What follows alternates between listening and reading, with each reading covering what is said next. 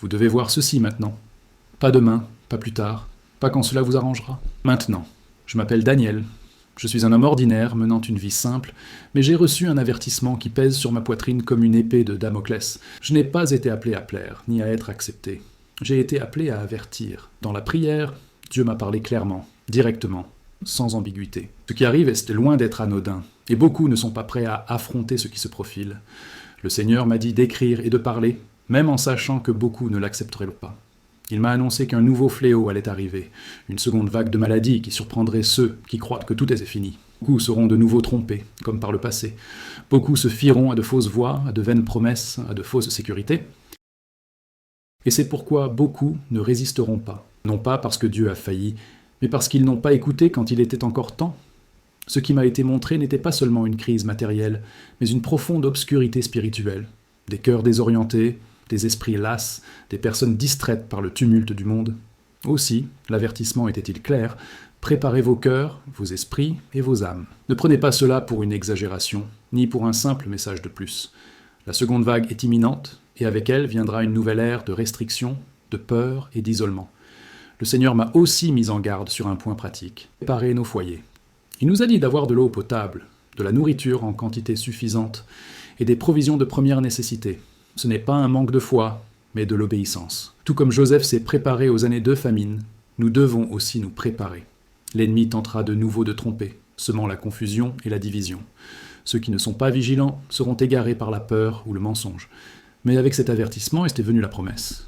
Le Seigneur a dit qu'il protégerait ceux qui lui appartiennent, qu'il prendrait soin de ceux qui lui font véritablement confiance. Pourtant, il a clairement indiqué que cette épidémie à venir entraînerait un grand déclin spirituel. Beaucoup se refroidiront, beaucoup abandonneront, beaucoup réaliseront trop tard qu'ils n'étaient pas préparés. C'est le temps qui précède la tempête, le moment où des décisions doivent être prises. Enfin, le Seigneur m'a rappelé une vérité essentielle. Notre combat n'est pas contre la chair et le sang. Notre confiance ne doit reposer ni sur les systèmes, ni sur les gouvernements, ni sur les hommes. Elle doit être placée uniquement en le Seigneur, le Dieu d'Abraham, d'Isaac et de Jacob. Il ne ment pas. Sa parole ne faillit jamais. Ce qu'il dit s'accomplit. C'est pourquoi je ne peux me taire.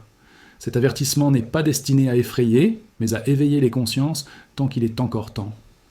Après ce premier avertissement, ce qui m'a le plus frappé, c'est l'insistance de l'Esprit. Ce n'était pas une parole lancée au hasard. Elle était répétée, confirmée et lourde de sens. Le Seigneur a clairement fait comprendre que beaucoup croient que le pire est passé, que le monde est revenu à la normale et qu'il n'y a plus lieu de rester vigilant. Mais ce sentiment de soulagement est trompeur. Ce qui va arriver ne sera pas annoncé à l'avance. Cela viendra silencieusement, rapidement, et prendra beaucoup de gens par surprise. Il m'a dit que cette nouvelle vague de maladies serait différente, non seulement physiquement, mais aussi psychologiquement. La peur se propagera facilement. La confusion sera grande. Les informations seront contradictoires. Certains diront une chose, d'autres le contraire. Et au milieu de tout cela, beaucoup ne sauront plus à qui se fier. C'est pourquoi l'avertissement était clair. Ne vous laissez plus berner. Ceux qui ne sont pas ancrés dans la vérité seront emportés par l'instabilité. Le Seigneur a aussi parlé de restrictions, une nouvelle période de confinement, des limitations, l'isolement, des portes qui se ferment à nouveau. Pour certains, ce ne sera qu'un simple désagrément. Pour d'autres, ce sera le désespoir. Beaucoup ne pourront pas supporter la pression émotionnelle, l'épuisement mental, la solitude. Et c'est pourquoi il m'a dit que cette phase entraînerait un grand éloignement spirituel.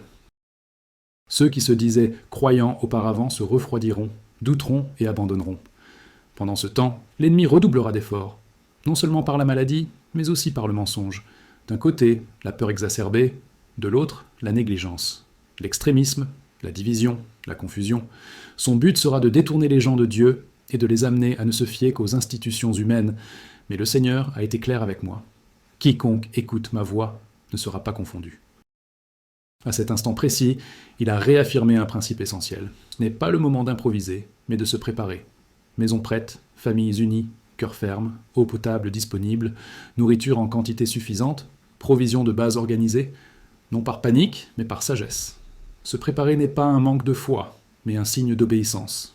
Ceux qui se préparent prouvent qu'ils ont écouté. Le Seigneur a conclu cette partie de l'avertissement par une phrase qui m'est restée en mémoire. Beaucoup ne seront pas préparés à ce qui va arriver. Non pas qu'ils n'aient pas été avertis, mais parce qu'ils ont choisi de l'ignorer. Nous vivons une époque exceptionnelle. C'est un temps de décision. Écouter maintenant fera toute la différence plus tard. Il reste du temps, mais il ne sera pas infini. Après que le Seigneur m'eut parlé de la deuxième vague, il me révéla quelque chose de plus lourd encore que la maladie elle-même. Il me montra ce que cette crise engendrerait dans les cœurs. Ce ne serait pas seulement une épreuve physique, mais une profonde épreuve spirituelle. Nombreux sont ceux qui, aujourd'hui, se disent inébranlables, qui vacilleront. Nombreux sont ceux qui, aujourd'hui, parlent avec conviction, qui se tairont, non par manque d'occasion, mais par manque de racines. L'éloignement ne surviendra pas d'un coup. Il s'installera progressivement, silencieusement, pendant que les gens sont distraits. Le Seigneur m'a dit que cette prochaine étape révélera qui a véritablement confiance en lui et qui s'est simplement habitué à l'idée de Dieu. Lorsque la pression s'intensifiera, lorsque la peur frappera à la porte, lorsque les réponses tarderont, beaucoup s'interrogeront. Ils remettront en question leur foi, leurs paroles, leurs promesses. Et dans ce questionnement incessant, les cœurs se refroidiront. Non pas parce que Dieu s'est retiré, mais parce que les gens ont cessé de l'écouter. Il m'a montré des personnes spirituellement épuisées. Des personnes qui priaient, mais sans conviction. Qui lisaient la parole, mais sans la comprendre. Qui parlaient de foi, mais vivaient sous le joug de l'anxiété. Et le Seigneur m'a été clair. Ce sera un terrain fertile pour la tromperie. Là où règne l'épuisement spirituel, les mensonges trouvent refuge. Là où il y a distraction, l'erreur prend racine. C'est pourquoi il insiste tant pour que ses enfants fortifient leur esprit maintenant, tant que la clarté est encore présente. Le Seigneur a aussi parlé des voix, de nombreuses voix. Certaines semblent religieuses, d'autres rationnelles, d'autres encore assurées. Mais toutes les voix qui s'élèvent ne disent pas la vérité. Il m'a rappelé ces paroles. Mes brebis reconnaissent ma voix. Cela signifie que celui qui n'exerce pas son oreille spirituelle dès maintenant aura des difficultés lorsque le bruit s'intensifiera. Et le bruit s'intensifiera. Information, opinion, ordre, pression. Celui qui ne sait pas discerner sera perdu. À ce moment-là, le Seigneur m'a fait comprendre que beaucoup ne se perdront pas par une rébellion ouverte, mais par la complaisance. Ils s'adapteront à la peur. Ils accepteront de vivre sur la défensive. Ils négocieront des principes pour maintenir un faux sentiment de sécurité. Peu à peu, sans s'en rendre compte, ils s'éloigneront de la confiance totale en Dieu. Et lorsqu'ils s'en apercevront, ils seront spirituellement trop faibles pour résister. Il a donc attiré mon attention sur un point essentiel. Il ne suffit pas de dire que l'on croit. Il est nécessaire de vivre dans la consécration, un véritable repentir, une vie en accord avec la foi, un cœur sensible, une lecture constante de la parole, une prière qui ne soit pas une vaine répétition, mais un dialogue sincère. Le Seigneur a dit que ce sera un temps où la foi superficielle ne résistera pas. Seuls ceux qui ont des racines profondes demeureront debout. Le Seigneur m'a aussi montré des familles spirituellement divisées, certaines attentives, d'autres indifférentes, certaines vigilantes, d'autres moqueuses. Cela causera de la souffrance, mais exigera aussi de la fermeté. Il m'a dit que chacun sera responsable d'écouter et de répondre. On ne pourra pas vivre de la foi d'autrui. Chaque foyer devra décider s'il faut tenir compte de l'avertissement ou suivre le courant du monde. Finalement, le Seigneur m'a fait comprendre une chose très claire. Cette grande séparation n'est pas inévitable pour tous. Elle ne touchera que ceux qui ignorent l'appel. Il est encore temps de fortifier son esprit, d'aligner son cœur et d'apprendre à reconnaître la voie juste. Mais ce temps est compté. Et celui qui le comprend maintenant sera prêt lorsque les jours difficiles arriveront. Après avoir parlé d'éloignement spirituel, le Seigneur a orienté mon cœur vers une question très concrète.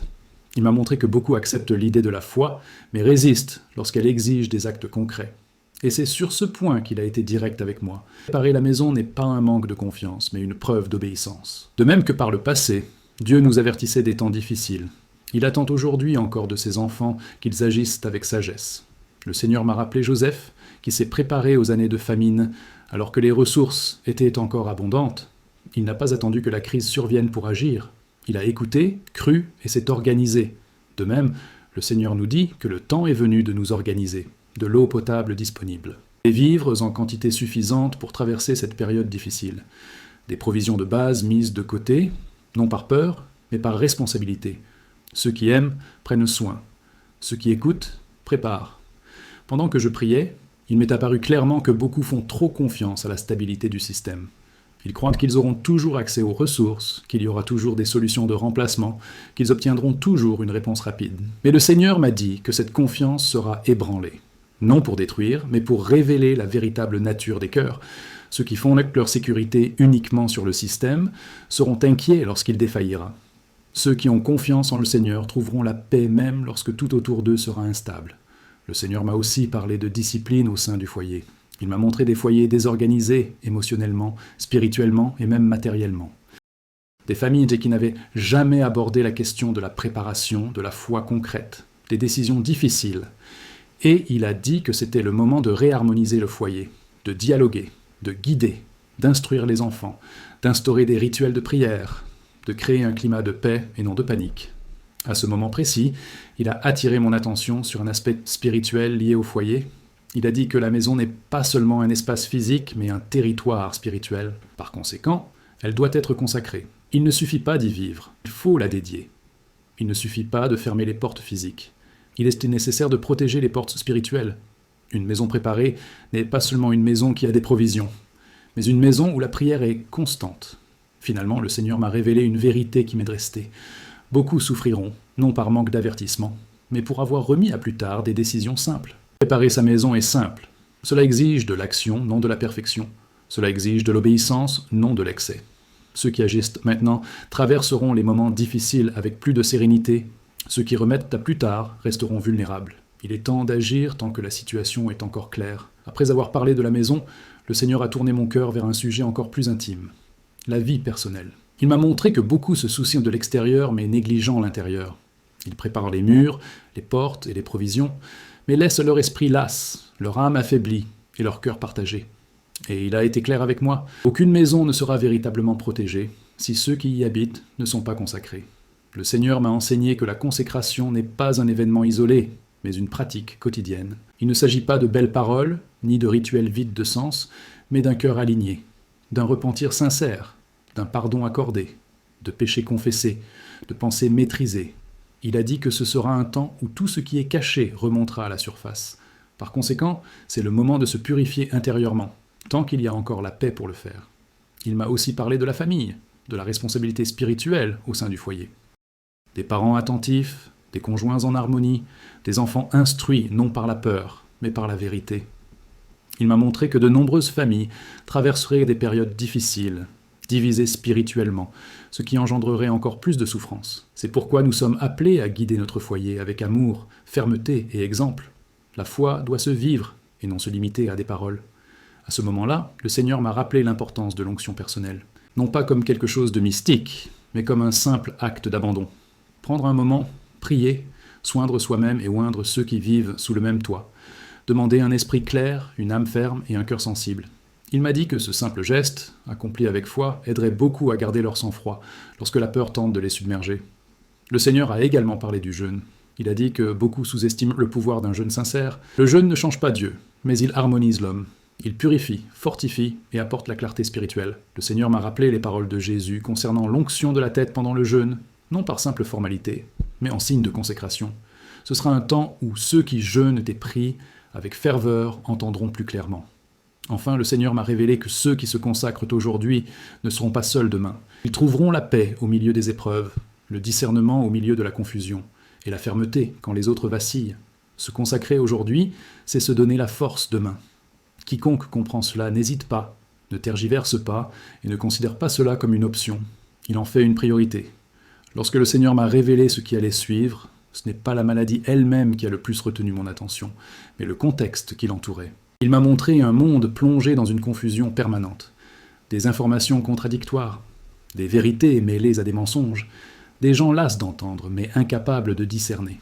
Le Seigneur a dit que ce serait une époque où le bruit serait si assourdissant que beaucoup perdraient la capacité de reconnaître la vérité, même lorsqu'elle serait juste sous leurs yeux. Il m'a montré comment les médias amplifient le chaos. Non seulement ils informent, mais ils façonnent les émotions, créant la peur, l'anxiété et la division. Certains seront poussés à la panique, d'autres au déni total. Rares seront ceux qui garderont leur sang-froid. Et le Seigneur m'a dit que cette instabilité émotionnelle sera aussi dangereuse que la maladie elle-même, car un esprit confus prend de mauvaises décisions. C'est pourquoi il a été clair. Ne te nourris pas constamment de la peur répandue. Nourris-toi de ma présence. À ce moment-là, le Seigneur a dit que beaucoup chercheraient des réponses partout, sauf en lui. Ils chercheraient la sécurité dans les discours, les chiffres, les promesses humaines et les solutions miracles. Mais ces choses changent constamment. Aujourd'hui, ils diront une chose, demain, ils en diront une autre, et quiconque place sa confiance en cela vivra dans une insécurité permanente. Le Seigneur m'a dit que seuls ceux qui apprennent à apaiser leur cœur devant lui auront la lucidité nécessaire pour agir. Il a attiré mon attention sur un point important. Entendre sa voix ne sera pas automatique. Ce sera le fruit d'une relation. Ceux qui n'ont jamais pris le temps de prier auront du mal à discerner. Ceux qui n'ont jamais étudié la parole en profondeur ne reconnaîtront pas ses déformations. C'est pourquoi le Seigneur a dit que c'est un temps de formation. Affûtez votre oreille spirituelle maintenant, tant qu'il règne encore une certaine stabilité, afin de ne pas vous perdre lorsque le chaos s'intensifiera. Le Seigneur m'a aussi montré que, malgré les troubles du monde, il accordera la paix à ceux qui se confient en lui. Non pas une paix illusoire, mais une paix inébranlable, indépendante des circonstances. Le désespoir s'installera autour d'eux, mais ceux qui auront appris à s'en remettre au Seigneur conserveront équilibre, lucidité et direction. Non pas par déni de la réalité, mais parce qu'ils savent en qui avoir confiance. Finalement, le Seigneur m'a révélé que ce contraste deviendra évident. D'un côté, une confusion grandissante, de l'autre, un calme inexplicable. Nombreux seront ceux qui se demanderont comment la paix est possible au milieu de tout cela. La réponse sera simple. Ceux qui ont appris à écouter la voix juste ne se perdent pas lorsque le bruit s'intensifie. Ceux qui ont tenu bon auparavant ne s'effondrent pas ensuite. Après tout ce que le Seigneur m'a révélé, un poids différent, plus profond, s'est fait sentir. Ce n'était pas seulement un avertissement, c'était un appel. Il m'a fait comprendre qu'il arrive un moment où l'avertissement cesse d'être répété et où l'on commence à le vivre. Et il a été clair avec moi. Le dernier moment pour écouter attentivement. Non pas parce que Dieu cessera de parler, mais parce que beaucoup cesseront d'écouter.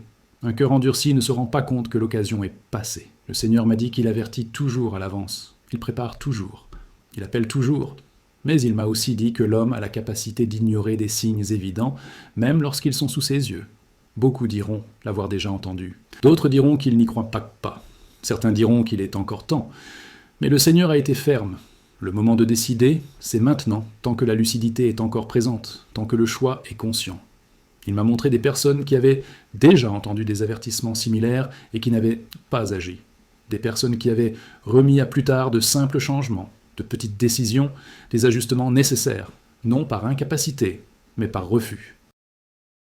Et le Seigneur a dit que beaucoup souffriraient, non par manque d'amour de leur part, mais à cause de la résistance de leur propre cœur. Cet avertissement n'est pas une punition, mais une miséricorde anticipée. Le Seigneur a également parlé de responsabilité individuelle. Il a dit que nul ne pourra prétendre ne pas avoir été averti. Chacun sera responsable de sa réaction face à ce qu'il a entendu. Il sera impossible de blâmer les dirigeants, les systèmes ou les circonstances. L'appel est personnel, la décision est personnelle, la préparation est personnelle, et chaque choix fait aujourd'hui aura des conséquences demain. À ce moment-là, le Seigneur m'a montré que la grâce demeure pour ceux qui se tournent sincèrement vers lui. Le pardon demeure pour ceux qui se repentent du fond du cœur, la guidance demeure pour ceux qui la recherchent avec humilité. Mais il a clairement indiqué que cette grâce ne doit pas être considérée comme acquise ou facile. Elle exige d'être reçue avec respect, obéissance et un engagement véritable. Le Seigneur m'a révélé que ceux qui répondent à cet appel vivront une expérience différente face aux épreuves. Tandis que beaucoup désespéreront, ils auront la lucidité nécessaire. Tandis que beaucoup perdront espoir, ils resteront fermes, non pas parce qu'ils sont meilleurs, mais parce qu'ils auront choisi d'écouter et d'agir au moment opportun. La paix qu'ils connaîtront ne proviendra pas de l'absence de problèmes, mais de la présence constante de Dieu. Finalement, le Seigneur m'a fait comprendre que ce message ne s'adresse pas à tous, mais à ceux qui sont prêts à l'écouter. Que ceux qui ont des oreilles entendent, que ceux qui ont un cœur sensible réagissent, que ceux qui comprennent l'urgence agissent sans tarder. Le moment est venu d'harmoniser vie, foyer et esprit. Le temps des distractions est révolu. L'heure des décisions a sonné. Et ceux qui choisissent d'écouter maintenant trouveront protection, direction et paix, tandis que beaucoup autour d'eux sont perdus. Si ce message vous est parvenu, ce n'est pas par hasard. Prenez un instant. Respirez. Ne fermez pas ce message et ne reprenez pas vos activités comme si de rien n'était. Une décision reportée est une décision prise. Ce que vous ferez dans les prochaines heures et les prochains jours aura une importance capitale. Commencez dès aujourd'hui. Prenez un vrai temps pour la prière. Non pas une prière précipitée, mais une conversation sincère avec Dieu. Confessez vos péchés, recentrez-vous, demandez-lui son aide. Ouvrez la Bible et lisez-la attentivement. Si ce n'est déjà fait, organisez votre maison, discutez avec votre famille et harmonisez vos cœurs. Préparez l'eau, la nourriture et le nécessaire avec sagesse et sérénité. Consacrez-vous. Jeûnez quand vous le pouvez. Oignez votre maison et votre famille de respect. Instaurez des routines spirituelles simples et régulières. Éliminez les distractions qui affaiblissent votre foi. Réduisez le bruit qui trouble votre paix. Apprenez à écouter la voix juste tant qu'il est encore temps. Ne restez pas seul. Partagez ce message avec vos proches, non pour les effrayer, mais pour les éveiller. Parlez avec douceur et fermeté, priez pour ceux qui résistent. Soyez un exemple, non un accusateur. Le leadership spirituel commence à la maison. Si ce contenu vous a touché, manifestez votre engagement. Écrivez une prière, une demande ou une décision en commentaire. Il ne s'agit pas de se mettre en avant, mais de prendre position, c'est briser l'inertie. Inscrivez-vous pour continuer à recevoir des conseils et des alertes. Activez les notifications. Il s'agit d'une vigilance constante et non d'un événement isolé. Accompagnez-nous tant qu'il est encore temps. Enfin, souvenez-vous, agir maintenant apportera la paix plus tard. Ceux qui se préparent aujourd'hui aborderont demain avec lucidité. N'endurcissez pas votre cœur. Écoutez, répondez, agissez, tant qu'il est encore temps.